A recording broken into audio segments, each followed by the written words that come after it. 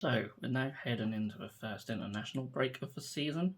So I thought I'd do a little video just talking through each team and how I think they will fare this season. Now we're only 4 games in. It's horrible that there's an international break after just 4 matches of the league season. I do hate this international break. I hate them all really, but this one especially. But we're starting to learn a little bit about some of the teams. Now obviously formal is temporary, so fortunes could certainly change, but just talk through each one. I want to start from the bottom of the table going up. So Burnley are actually sitting bottom now. They've only played 3 matches because they couldn't play away to Luton, and that's a game that you think maybe they might get something out of. So it's a bit unfair, and they've played a couple of really tough matches as well. So if I was a Burnley fan, I wouldn't enjoy being bottom of the table, but I wouldn't panic just yet. We'll learn more about them over the next course of games for sure.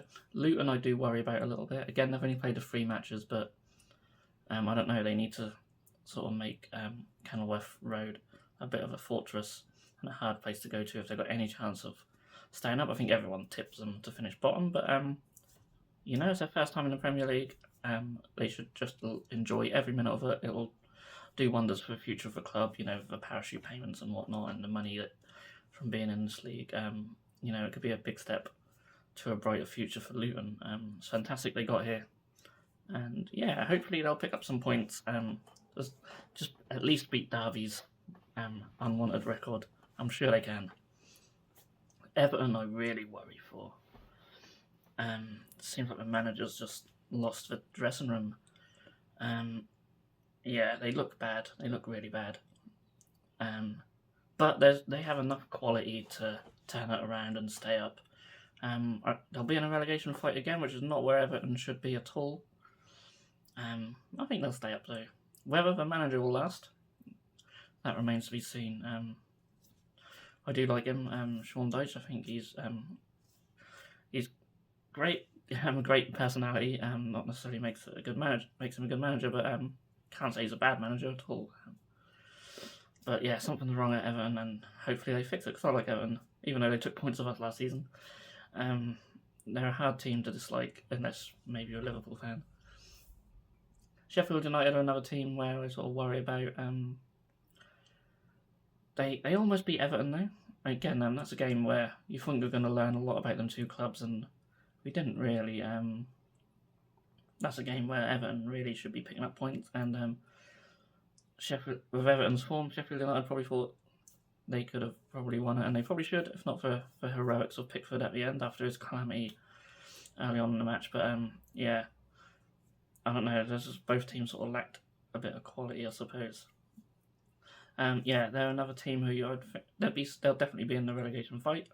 I can't see them staying up, but who knows? It's way too early to say. Then we've got Bournemouth. I haven't actually looked at their fixtures on who they've played.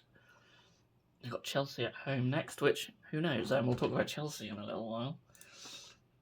But Bournemouth, they played away to Brentford, got a good point there. It's not an easy place to go.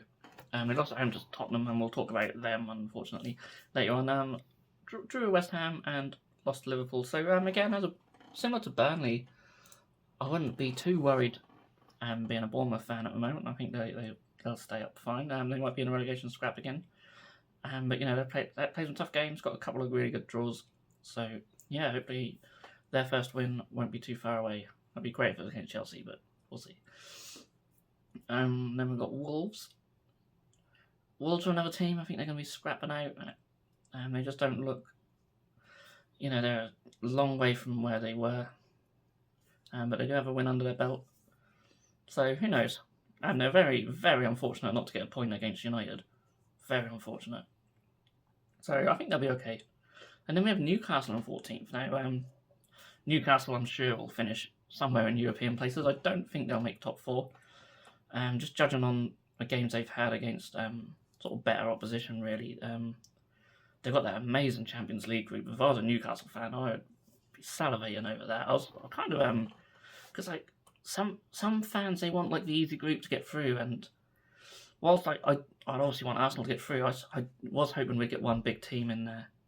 Because that's the reason you go in this competition. You want them big nights, and they've got 3 huge nights coming up at St James's Park. So going to absolutely love that. It'll probably affect them a bit in the league, but I can see them getting Europa League places quite easily. They've lost a couple of tough games, but they'll pick up a lot of points this season nonetheless. But yeah, they're just not quite there. They done so well last season. I just don't think they're going to maintain that. But who knows? Then we've got Fulham. Pretty decent start from Fulham. I'm really, really gutted we drew with them. They got absolutely whipped at the weekend, but they were playing one of the best teams in the world. So, but yeah, very unlucky to draw with them. But they'll be fine. They'll be about mid-table. Then we have Chelsea, and I really thought this was a season Chelsea were going to turn the corner. They've spent a lot of money again. On paper, they've got such a good squad. And if a manager can just get the best out of them, they'll do well. I think top 4, certainly not.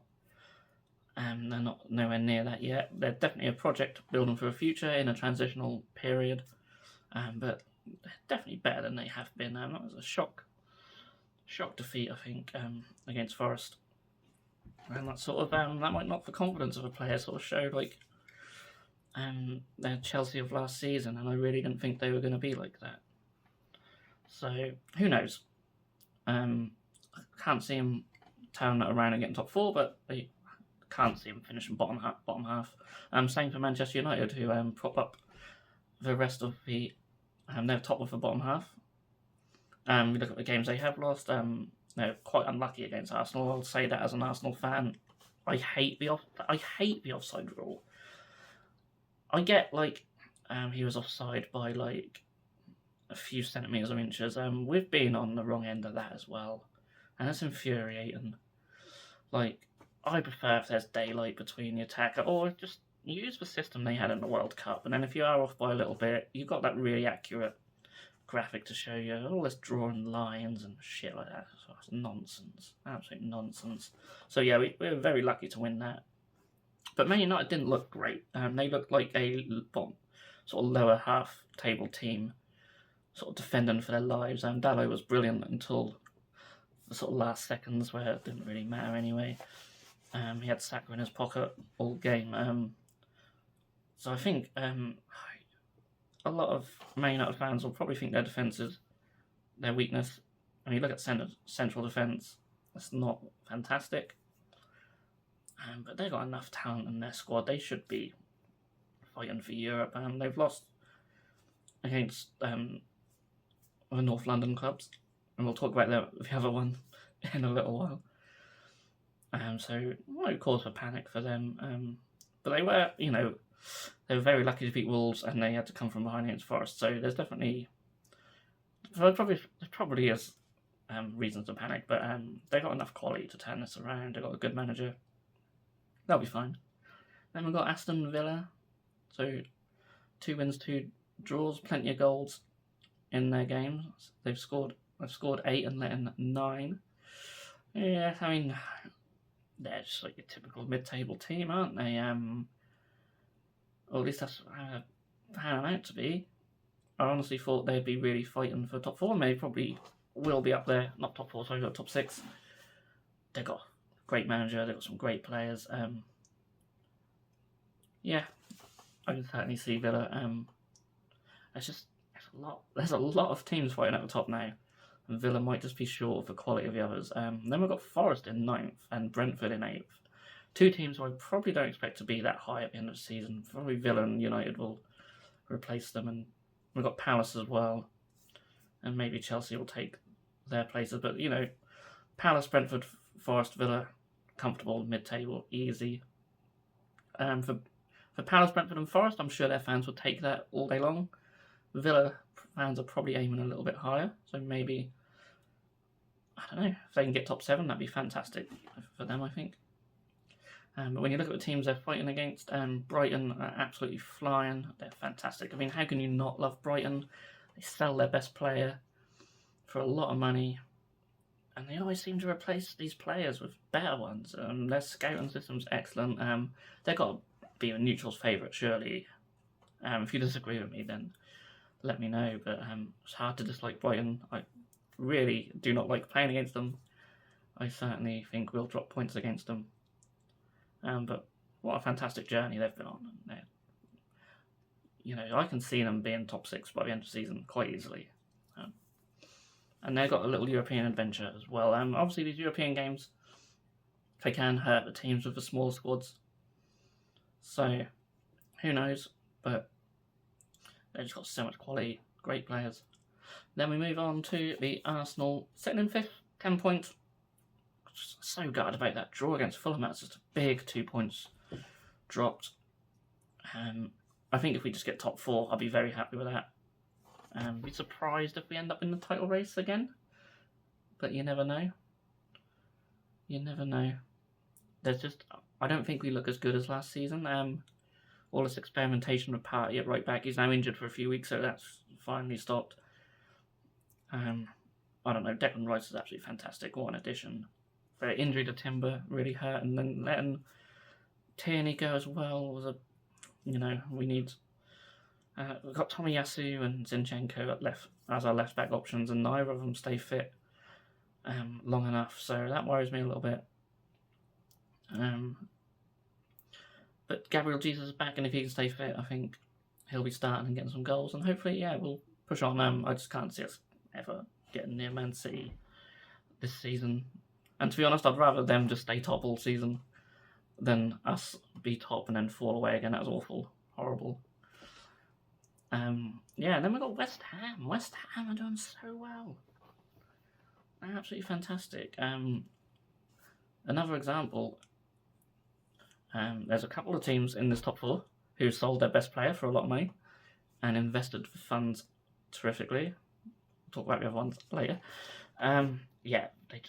They spent the Declan Rice money perfectly. Ward-Prowse is just amazing. I think he's such a good player. And I don't think he's even pinged in a free kick for him yet, so they've got that to look forward to. But he's been playing fantastic. Yeah, they've got that Kudos player now, haven't they?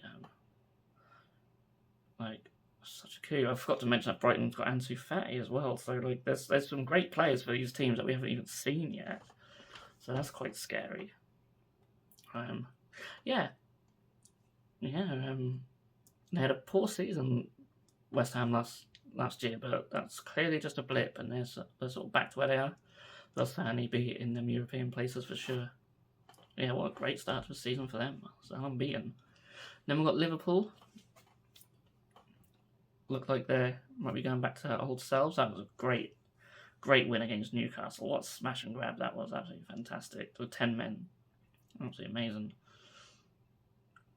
Yeah, honestly didn't expect Liverpool to sort of come out flying this season. But they've completely rebuilt their midfield, and they've got some quality players in there. They've done their business really well, spent their money wisely. And I can certainly see them up there challenging as well. And then we've got Tottenham, and this is where, I've got to talk about Tottenham and Man City, which as an Arsenal fan is just, don't want to talk about either of them, but it's impossible not to praise both of them, really. We found this with Arsenal. I remember when Thierry Henry left. Then the rest of the team just seemed to give an extra 10%. I think that's when Fabregas started coming through as well. So that happens sometimes. Maybe sometimes you try and play too much through your best player, and now the whole team have got to sort of work together and pull their socks up and give that extra 10%, and they've certainly done that, and they've been absolutely flying. It's annoying to see, for sure. But no, a part of me wants them to do well because it makes the derbies more entertaining. It feels like if you beat them, it feels more. If that makes sense. It feels more of an achievement to beat them when they're doing well. Even though form always goes out the window in them games. I'm not looking forward to it too much, but hopefully home advantage will do us well. But will they be able to keep it up? They've got no European football, have they? And they did go out of the League Cup early, so there's little signs there. But probably going to be a trophyless season for them unless they can get the FA Cup. But they're definitely putting their marker down, and they're probably going to be in this top 4 race. And then we've got Man City, who are probably just going to win the league. What can you say? Haaland's ridiculous. I was going to triple captain him at the weekend, and I forgot, and he scored a hat-trick. He's got 6 goals in 4 games already. It's like all this talk about Harry Kane not being able to break Shearer's record. Like, this could be Haaland's record before long, unless the Saudi club comes in with 500 million or something. He's just an absolute monster, isn't he? I did think selling Gundogan and Mahrez might hurt him a little bit, but they've brought some good players in. They have got to do the World Club Championship nonsense in December, so they'll be flying off to Saudi Arabia for that. So they'll end up with a load of games in hand. Some other club will be top of the league, whether it be Liverpool, Arsenal, or Tottenham. And then Man City will come, win all their games in hand, and then whoever was top, everyone will say that they bottled it, when in fact, Man City just had a load of games in hand. That's how the season's going to pan out, I reckon. If anyone can get close enough to them by December, of course. So yeah, even though the title race might not be much of a race, who knows? It's definitely be a good season, isn't it? A lot to look forward to at the bottom of the table and in the European places. There's some teams doing well, like West Ham and Palace, who you probably didn't expect doing so well, and Brighton are right up there now. Brighton scored 12 goals. That's more than anyone, even more than Man City and Spurs. So, they've got a lot of goals in their team. Solly March is amazing. I don't think he gets enough credit for how good he is. Focus is always on some other players. They absolutely dismantled Newcastle, didn't they? So yeah, stop talking about Brighton. Yeah, really looking forward to the season ahead. My expectations are a bit lower with Arsenal, so I'm going to try and enjoy it a bit more.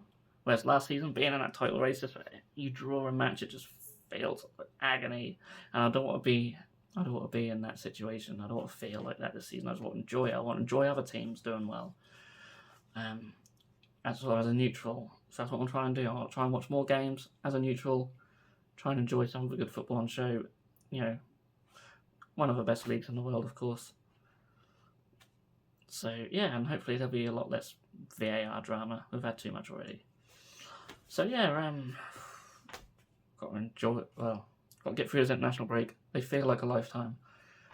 And then yeah, maybe next international break I'll do another one of these and see how wrong I am about everything. And I'll definitely do one at the end of the season to see how wrong I was.